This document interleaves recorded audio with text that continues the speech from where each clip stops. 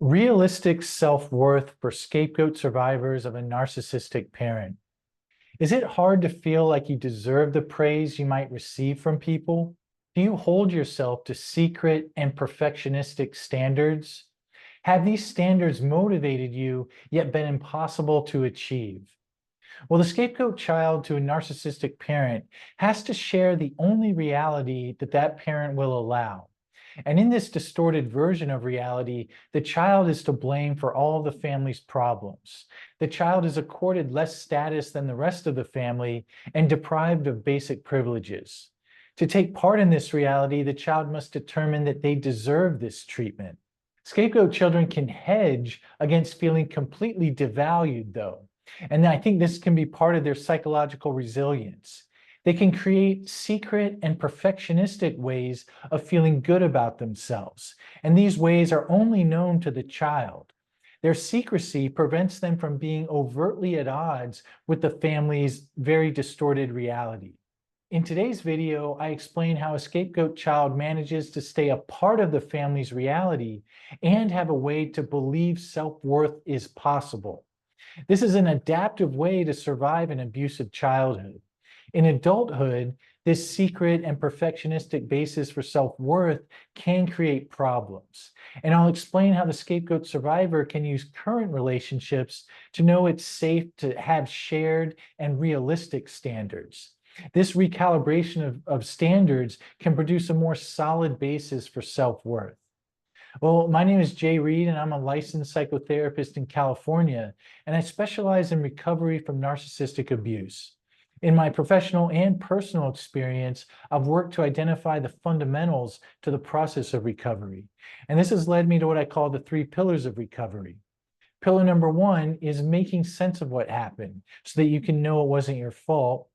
Pillar number 2 involves moving away from narcissistic abusers today and towards safe people. And pillar number 3 involves living in defiance of the narcissist rules. I think it's also essential to find and participate in communities of people who can get, validate, and support you on this path. I've both seen and experienced large improvements in quality of life after applying these pillars. And I'd also like to mention that I'm offering a new free ebook called 4 Ways to Heal for Adult Scapegoat Survivors. And in it, I offer strategies to reclaim your authentic self from the fake and painful scapegoat identity, learn and apply the science behind gaining distance from narcissistic abusers, know the secret to reducing social anxiety for scapegoat survivors, and a way to accept yourself as the fallible and valuable person you are. You can find the link to the book in the description box below. How the Scapegoat Child Creates Secret and Perfectionistic Self-Worth.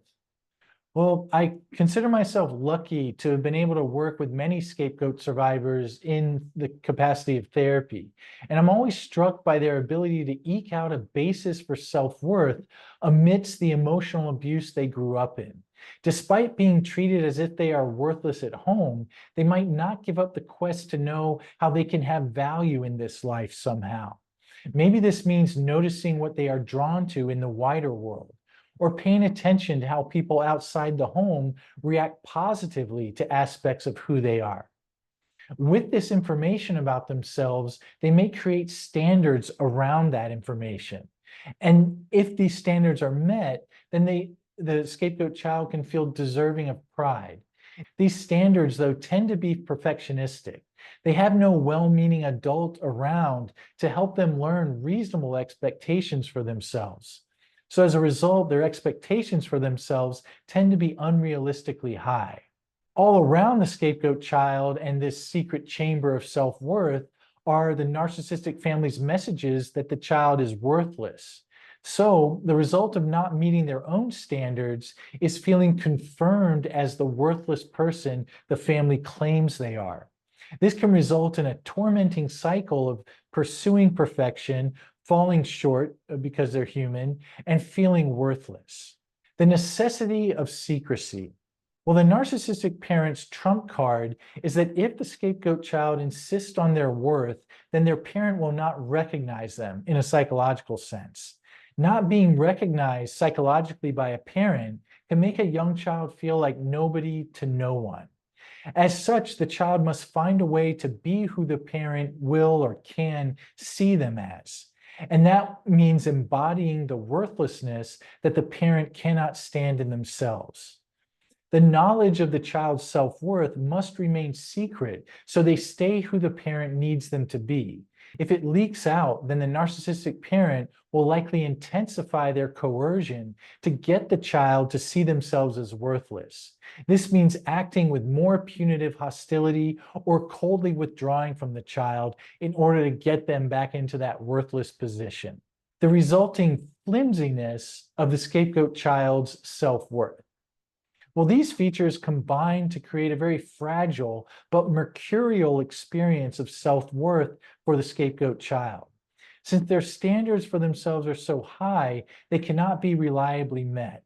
The times when they do manage to meet their own standards can be infrequent.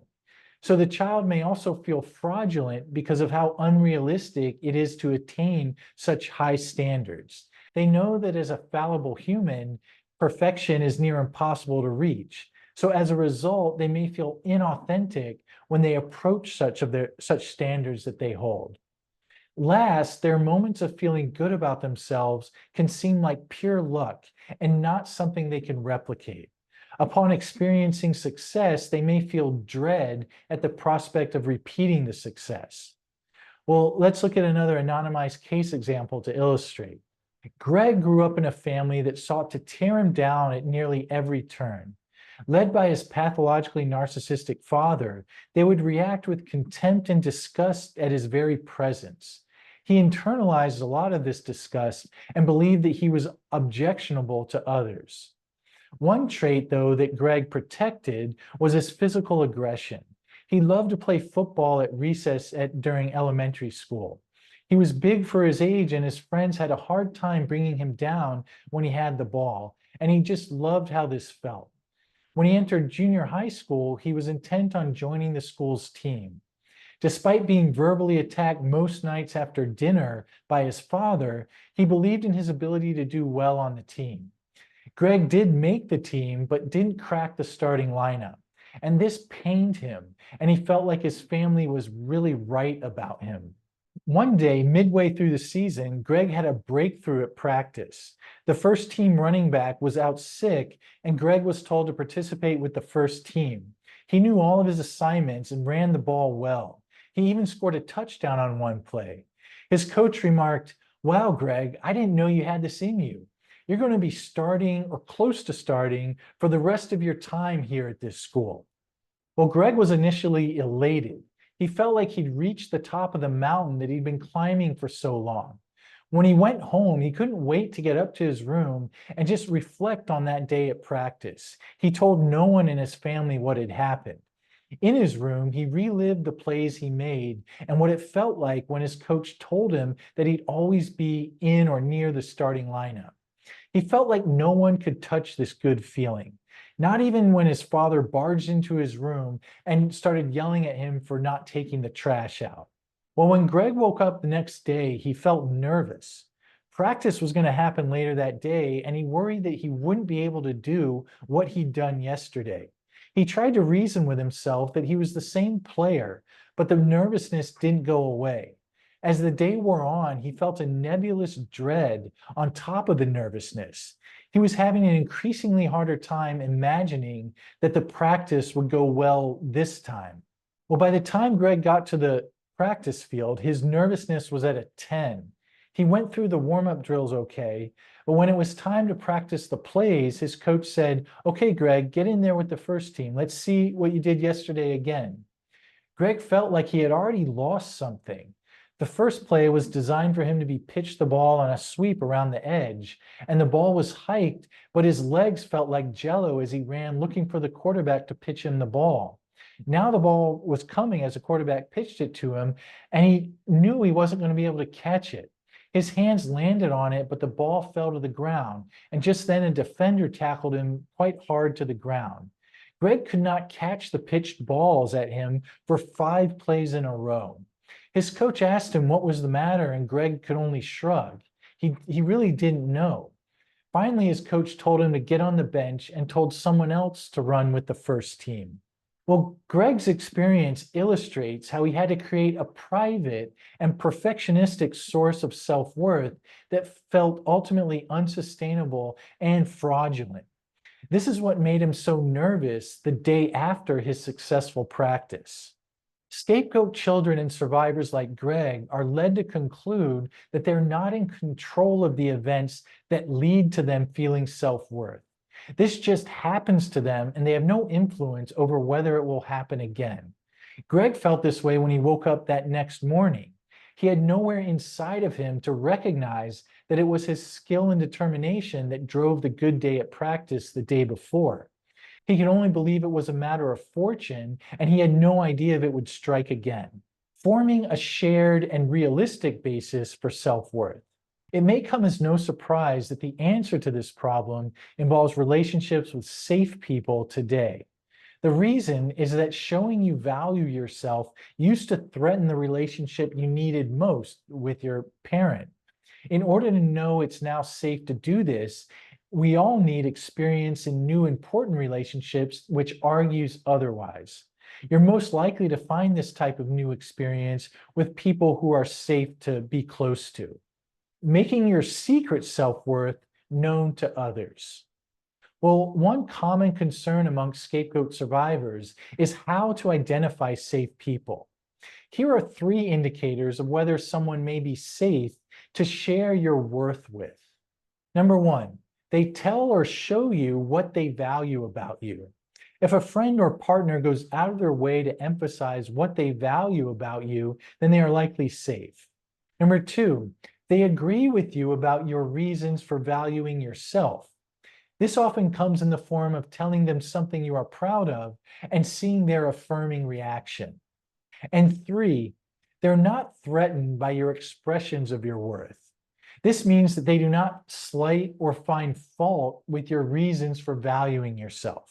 When your self-worth is no longer secret to safe others, then it's less necessary to be perfect. If you have people recognizing your realistic reasons for valuing yourself, then you can get what you need without having to be perfect. These kinds of relationships can make it possible to recalibrate your standards to be more realistic. Instead of outcomes being the only basis for self-worth, progress gets to count. Working towards a goal can be praiseworthy just as much as reaching that goal. The point is that when you have safe relationships, then self-worth is readily endorsed and does not need to be kept secret.